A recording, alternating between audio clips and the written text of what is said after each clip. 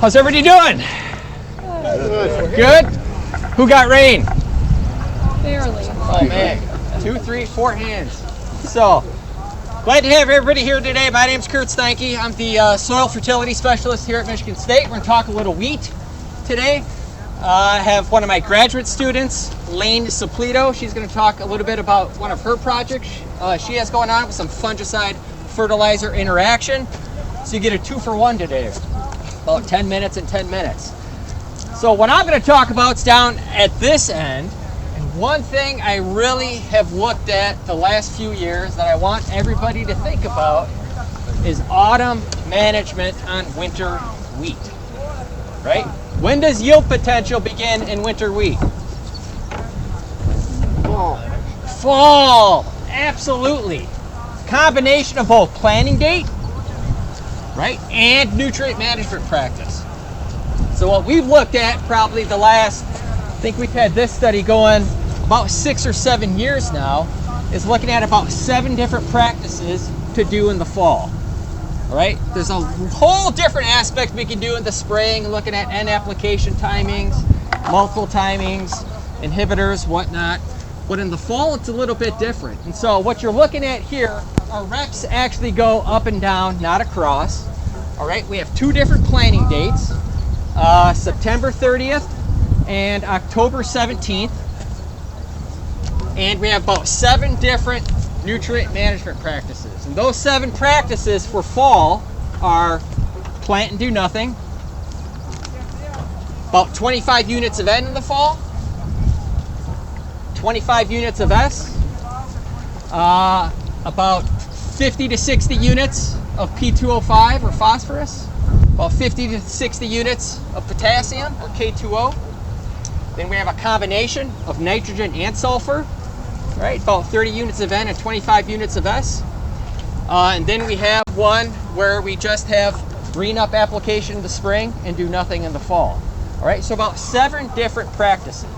Now, one of the things we've really noticed over the last couple of years, one, the planting date, right? We all know what a difference planting date can make in wheat yield potential. What we've seen over the last couple of years, you're looking at about 10 bushel. All right, and that's usually between about a September 20th to October 1 as compared to about an October 10th to October 20th. All right, so there's your first 10 bushel. So we start talking about intensive wheat management. You start talking about high yield potential. It starts in the fall. It starts with planting date. Now, not everybody can get in that 3rd or 4th week in September, right? We've done studies in the past looking at maybe your soybean maturity group, ratcheting down on that to get the soybeans off in time to get your wheat in on time. We've actually seen some very fantastic yield potentials on some of those lower maturity soybean groups. Now, I'm not saying down to 1.1, 1.2, or 1.3, but you still talk anywhere between a 2 and 2.3 or 2.4. We still don't see that reduction versus some of those higher soybean yield potentials. And you then can get your wheat in on time. So that's where it starts. Now, what we've looked at, does planting date impact what you do in the fall? Right? So when I started, feels like 50 years ago, but it's probably 12 or 13 years ago, there's this idea that as you plant wheat later in the fall, there's more you have to do to it, right? Because what's our objective with wheat? You want to get it in the ground, and you want to get it tillered before dormancy, right? What's the magic number? Probably 2 to 3 tillers before dormancy. Now, the thing is, if you do autumn nutrient management practice, what do you need to take up whatever you apply? I don't care what you apply. How does it get taken up in the plant? You need roots, right? And the later you plant in the fall, the less likely or the fewer growing degree days we have to take up whatever you apply. And so one thing we've really noticed is if you talk about intensive wheat management, what has really worked well, the more we do at it from a nutrient management perspective, works better as you plant earlier in the fall. And so you start looking at N versus S versus P versus K versus like a combination N and S starter product. We've seen better results with that earlier planting in the fall than that later planting, simply because that plant has more time to establish. More time to establish, get a better root system. Get a better root system, you can take up that N, P, K, S, etc. Now, does anybody remember last fall? I know it goes back, feels like 10 years, right? It goes back about 6 months. Last fall was gorgeous, right? It was dry, which, you know, deja vu, we're here again, right? Dry, sunny, beautiful. So this year, I don't expect to see as great of a difference with planting date. And why? I was asked that all winter, simply because we had great establishment conditions. We had probably, when you drive across Michigan, one of the best wheat crops across the entire state going into early to mid-April, right? And then Mother Nature does her magic. So, different nutrient management practice. We've seen impacts by planting date. This goes back to the old mantra I've talked about, those 5 words: start right to finish well. Right? You got to get that plant off to a good start for it to finish well. And what's the curveball that Mother Nature throws at this wheat crop each and every year in the last 10 years? We're dealing with it right now, moisture. Right? So this is going to be one of those unique seasons. If you haven't looked at the weather reports and newscasters and whatnot, we are coming off from January to April 5th, the wettest recorded period in the state of Michigan ever. And from April 5th or 6th till today, the driest recorded period in the state of Michigan ever. Ever. Not the last 10 years, not the last 20 years, since weather records initiated in this great state of ours. Say that again. From January till April 5th, it is the driest or the wettest period we've ever had in the state. And from April 5th to now, it is the driest recorded period ever in the state. So it's complete opposite. And one of the things we've talked about time and again is that start right to finish well. Get that plant up and out of the ground, get it started, because you don't know what Mother Nature is going to throw at you mid to late season. It applies to corn and soybean, exactly the same. So I want that plant growing well, because I don't know if April, May, and June, when that wheat plant heads out and finishes off, I don't know if we're going to have 8 inches of rain in April. I don't know if we're going to have 0 inches of rain in April, right? This year we're basically dealing with feast and famine, and both aspects of that wet and dry period. So what have we seen with this specific study here over the last several years? When we apply an N and S product, right, and there's multiple ones out there, nitrogen and sulfur, we've seen anywhere from about a 7 to 13 bushel increase over applying fall N alone. And when we apply an NNS product, we've seen anywhere from a 7 to 24 bushel increase from applying sulfur alone. So one of the best things we can do with wheat in the fall is probably a combination of both nitrogen and sulfur application, right? One of the things we've seen with sulfur, we get much better sulfur response in Michigan on our corn and wheat crop than we do with our soybean crop. All right, so if you apply it to either of those 2 crops or both crops, a lot of times that residual sulfate could then carry over to maybe your soybean crop, sugar beet crop, dry bean crop, whatever we have in the mix. So that's one of the take-home points I want you to think about today, is think about what can we do in the autumn for winter wheat establishment. Still, don't ignore your P and your K, right? Know what that critical level is for phosphorus. Right, for wheat, we're talking a braid P of about 25 ppm. Malic, it's upwards of about 30 ppm. For potassium, as fertilizer prices have been high the last couple of years, you kind of see, you know, potassium's that 3rd number on the bag. And when prices get tight, it's the first nutrient that often gets dropped.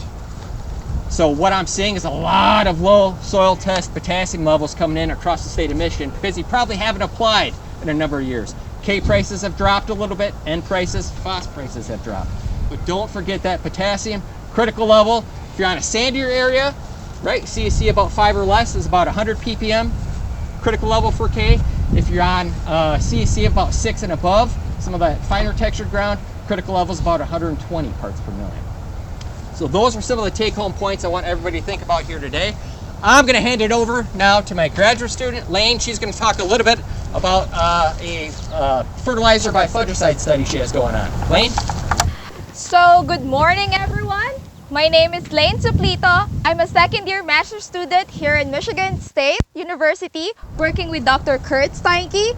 Today, we are looking at my second-year collaborative research between the soil fertility and field plant pathology programs.